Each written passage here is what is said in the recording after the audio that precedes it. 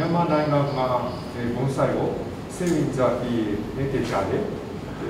ဝါဒနာရှင်တွေဘွန်ဆိုင်အနုပညာကိုလေ့လာတော့စနေတဲ့ပညာရှင်တွေအများကြီးရှိတာကိုသိရတဲ့အတွက်ဝမ်းသာမိပါတယ်ဒါကြောင့်ဒီနေ့ hobby channel မြန်မာနဲ့ပူးပေါင်းပြီးတော့စကားဝိုင်းနဲ့ workshop ပြုလုပ်ဖို့စီစဉ်ခဲ့ပါတယ်ဟုတ်ဒီလိုပြန်ဘာလို့ခံရလဲဆိုတော့အမြစ်ကသူကအပေကအမြစ်ထွက်လို့ရှိရင်ခေါင်းနဲ့အသားကြားရတယ်ပြီးတော့အမြစ်ကထွက်တော့သူကတကယ်လို့အပြားမခံတော့ဘူးဟုတ်ဒဲဆင်အောင်ဒဲဆင်သွားရအောင်လို့အဲ့တော့ဘေးကိုကားတော့အောင်ပြားလေးခံဒီပြားလေးကိုပိတ်ထားတဲ့အတွက်မြစ်တွေဘေးတွေထွက်သွားပါတော့နောက်ပိုင်းကျရင်ဒီကကျွန်တော်တို့အပင်ကိုဆောက်လို့ရှိရင်စိတ်နဲ့ပွားလို့ရအောင်လို့ဒီလိုအမျိုးကိုမဖြတ်ပဲနဲ့လှုပ်ပေးတာကြီးထွားမှုပုံမြန်ဖြတ်လိုက်လို့ရှိရင်ဒီအမျိုးကရင့်ပြီးတော့ကန်းသွားတယ်တကယ်လို့တိတ်ခက်ခဲရှိရင်လည်းဖြတ်ပလိုက်ခက်ခဲမရှိဘူးတောင်လို့ထဲလို့ဆင်းပြီးတယ်ဆိုလို့ရှိရင်မဖြတ်တာဘူးခက်ခဲရှိလို့ဆိုဖြတ်လိုက်ဒီရေကနေဖြတ်လိုက်ရင်အစ်ပြန်ဖောက်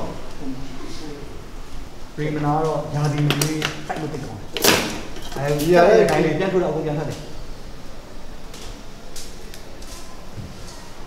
ဒီကနေ့စလုပ်တဲ့ music တွေမှာကောင်းတယ်အကောင်းဆုံးကတော့ ပြင်မနာတော့တကယ်လို့ဒီလိုမျိုးဖြစ်လာပြီဆိုလို့ရှိရင်ဥပဒေရဆိုလို့ရှိရင်ဒီမှာတို့ဒီပိုးတွေပေါ့ဟိုဂျပန်သုံးတရုတ်သုံးဒီနဲ့ဒီလိုပေါ့အဲဒီပိုးမျိုးတွေနဲ့ကျွန်တော်တို့ကပြန်ပြီးတော့ရွေးချယ်ရတယ်အပင်ကတအားနှုတ်နေတဲ့အပင်မျိုးဆိုရင်အရန်မှိန်ပြီးတော့အရန်မှောင်နေတဲ့အိုးချမ်းနေတယ်အိုးချမ်းဆိုတာကာလာချမ်းအိုးချမ်းပေါ့နော်အိုးချမ်းလောက်လာတဲ့ပိုးမျိုးတွေနဲ့အပင်အနှုတ်ပါဆက်ပြေး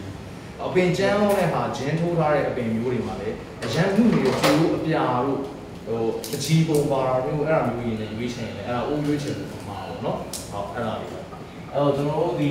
နောက်တစ်ချို့ရှိသေးတယ်ရေတကွန်တစ်ပိုင်းကို CV cascade ဆိုလို့ရှိရင် CV cascade အိုးနဲ့ထည့်ရမှာတချို့က CV cascade အိုးအသေးနဲ့မထည့်ဘူးလေlevel အရှိ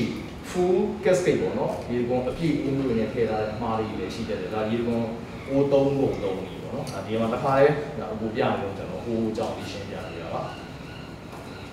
နောက်တစ်ပြင်ရောင်ပြမယ်ဒီကဒီမှာသူကချုပ်ရှိတယ်ကျွန်တော်ဒီမှာဒီကတော့မဆပါလို့ကိုယ်ကဒီလိုဖြတ်ခဲ့သူ့ကိုဘယ်လိုဖြတ်မလဲဘယ်လိုမွေးမလဲလို့ရှိရင်သူကတဘာဝလိုက်တော့ဖြစ်နေတာပဲဒီကကျွန်တော်ကပြန်ပြီးတော့ချိုးနဲ့ပြန်ပြီးတော့ကြည့်ပြီးတော့သူ့ရဲ့အကွေးမျိုးနဲ့ကြည့်ပြီးတော့ပြန်ဖြတ်ပြီးတော့ထိန်းချောင်းရဟုတ်ကဲ့ခင်ဗျာတော်တော်လေးအဆင်ပြေပါတယ်ကျွန်တော်ဒီဟိုတစ်ခါမှလည်းမရောက်ဘူးတစ်ခါမှလည်းမရောက်ဘူးဆိုတာဟိုနည်းနည်းခက်မေးပြီးလာတာပေါ့နော်ဟုတ်ကဲ့ပြီးတော့ဒီရောက်တဲ့ခါကျတော့ကိုဝဒနာပါတဲ့ဟာလေးတွေသိရတယ်နောက်ကိုသဘောကျတဲ့အကိုတွေပေါ့နော်ကိုမြင့်လွယ်တို့ပါတော့ညာတော့ပေါ့နော်အဲ့ဒါတွေ့ရတယ်ပေါ့နော်ပြီးတော့လက်တွေ့သူတို့အတွေ့အကြုံတွေတခြားလေးလုပ်ပြတာလေးကြည့်ရတော့တော်တော်စိတ်ချမ်းသာတယ်ဟုတ်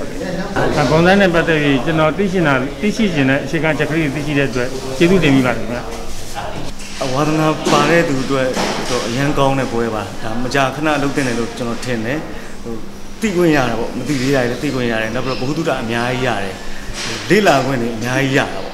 ဆိုတော့ကျွန်တော်တို့ကတော့ဒါအရန်ကိုတန်ဖိုးရှိတဲ့ပွဲတစ်ပွဲလို့မြင်ပါတယ်ဗျ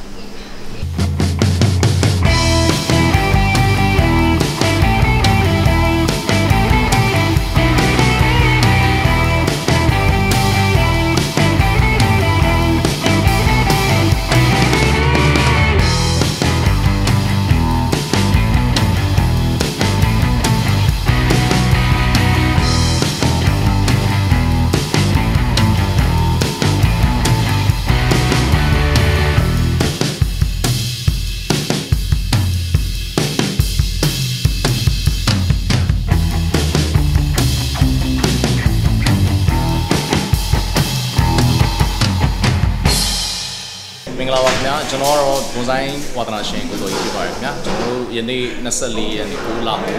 2024ဂျပန် audition မှာပြုလုပ်ခြင်းပါတယ်ကျွန်တော်ဘွန်ဆိုင်ပွဲလေးကိုကြွရောက်အားပေးကြတဲ့မိတ်ဆွေတွေအားလုံးရောနောက်ပြီးတော့ကျွန်တော်တို့ hobby channel မြန်မာနောက်ကျွန်တော်တို့ဂျပန် audition ရုံးကတာဝန်ရှိသူများအားလုံးကိုဒီယနေ့ပွဲလေးကျင်းပပြည်စည်းတဲ့အတွက်ကျွန်တော်တို့ကျေးဇူးအများကြီးတင်ပါတယ်နောက်ကျွန်တော်တို့လိုဝါဒနာပါယာကဏ္ဍနဲ့ပဲအသီးသီးကျွန်တော်တို့ပွဲလေးတွေလည်းထပ်မံကျင်းပပြုလုပ်ပေးဖို့လည်းရှိတဲ့အတွက်ဆက်လက်ထပ်မံအားပေးကြပါအောင်လို့ဖိတ်ခေါ်လိုက်ရပါတယ်ခင်ဗျာအားလုံးကျွန်တော်ကျေးဇူးအများကြီးတင်ပါတယ်ခင်ဗျာအမှတ်တရတွေအများကြီးဖြစ်ပါတယ်ဒီပွဲလေးကဘာဖြစ်ကိုရီဘွန်ဆိုင်ပြင်တခြားသော ဒီလူပညာတွေကိုလည်းအများကြီးခံစားရပါတယ်နောက်တစ်ခုကပိုပြီးအနှစ်သာရကြီးတာဘွန်လိုင်းမှာဟိုညီငယ်လေးတွေအများကြီးတက်ရောက်တာလည်းတွေ့ရတယ်ညီမငယ်လေးလာတော့လည်းတွေ့ရတယ်ဟိုလူတန်းစားမျိုးစုံလူအရွယ်အပိုင်းခြားမျိုးစုံလာပြီးတော့